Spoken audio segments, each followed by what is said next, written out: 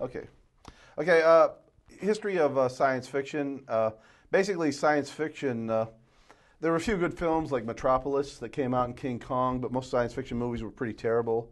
Decisions were being made by accountants, particularly in the 50s. You'd spend $50,000 on a science fiction movie, knowing you'd make 200. I mean, spend 100,000 knowing you'd make 200,000.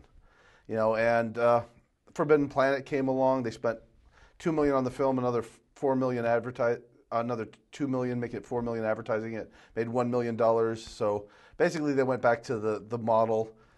Dollars on a science fiction film, no more. You know, and that stuck for quite a long time for the most part, with a few exceptions like The Day the Earth Stood Still, you know, Dominant Strain, you know, Forbin Project. But these movies they didn't spend a lot of money on, because science fiction was really considered box office poison for a long time. And then what happened was you had to move, and it was considered just a notch above porno, you know, as a genre. You know, most serious actors avoided it like the plague. And, you know, it's interesting because 2001 comes along and all of a sudden they spend a lot of money on it. Well, it didn't make, well, it lost money. It established prestige for the science fiction film, where it gained respectability, but it wasn't considered profitable. And then what happened next, Silent Running comes along a few short years after that. Doug Trumbull did the special effects, 2001 directs it and does special effects for this. And the movie is a critical success and it's a minor hit.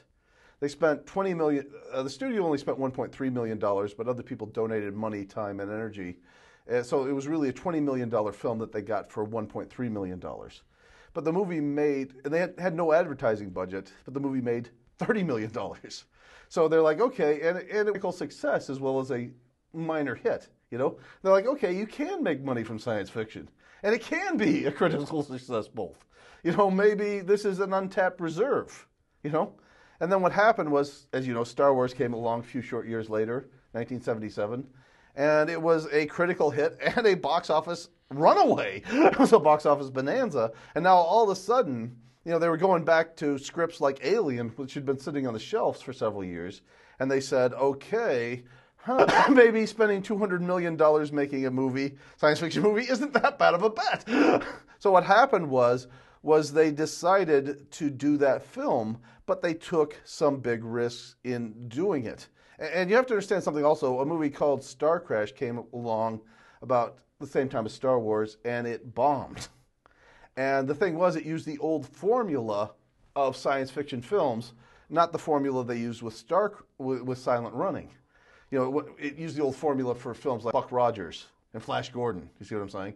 So what happened was they said, okay, let's go back to Silent Running. They had everyone watch Silent Running, take notes when they made Alien. So if you look at the two films back to back, you see how close they are to each other.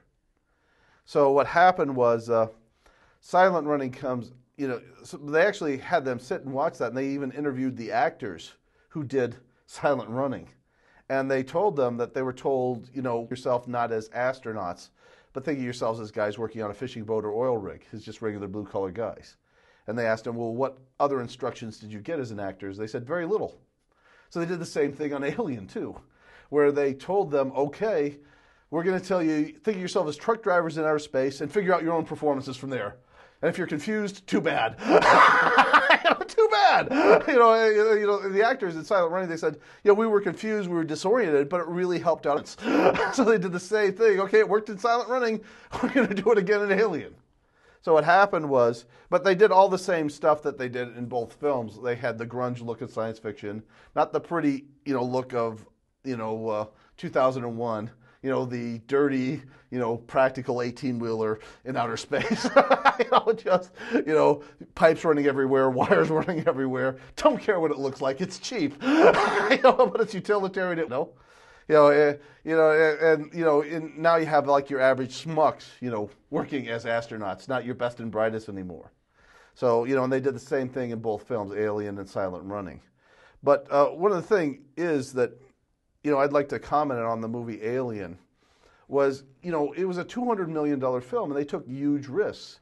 And I would like to, you know, mention what some of these risks were. One, you know, they shot in 70 millimeter. Two, they had a cast of 7 actors, which is a pretty small cast if you think, you know, for a 2-hour movie. And also, they used all unknown actors to play the leads. And the reason they did that, they did it in silent running, and it's like we want the audience to see these people as the characters we want them to see, not as some big star in this, because it gives a heightened sense of realism, because this is a horror movie.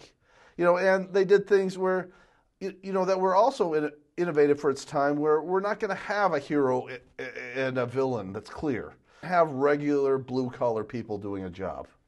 And they might not necessarily be that sympathetic or likable, or even sometimes even that interesting, but they're believable. They're real. They're true. And this is one of the things that, really was daring about it. Plus, they had a very slow pacing. The idea of don't rush the experience, savor the experience. And I mean, this movie was, in my opinion, the last of the old-time style movies where they just really took their time to tell the story and shit at all. And one of the things that's also interesting is you don't see the alien until the middle of the movie, and that was really daring but by the time you see it, it just takes you completely by surprise. You're just not expecting it. This is one of the interesting stories about it. Harlan Ellison, science fiction writer for Star Trek, he came in and they had rewritten the original script from Dan O'Bannon 5 different times with 5 different writers, bring in more characters, pick up the pace. None of the versions worked, so they brought in Harlan. He looked at the first script, read the other 5, and they asked him, you want to start with a fresh script or take elements from the others, combine them together? He said, look, you want my opinion? Just go with the first script. It's brilliant. He says, don't change a thing on it. And they said, it's too slow, too few characters. He says, look, it has just as many characters as it needs, no more, no less. And they're like, but you don't see the alien pop out of the guy's stomach till the middle of the film. He says, that's what's so brilliant about it. By the time it happens, you're absolutely not expecting it. And it was like, when I read it, I was like, oh my God. They are in serious trouble now. And that he's like, if I'm reading that, I'm thinking this as I'm reading it, the audience is going to think the same thing. So that's what they did. They just went with the original script.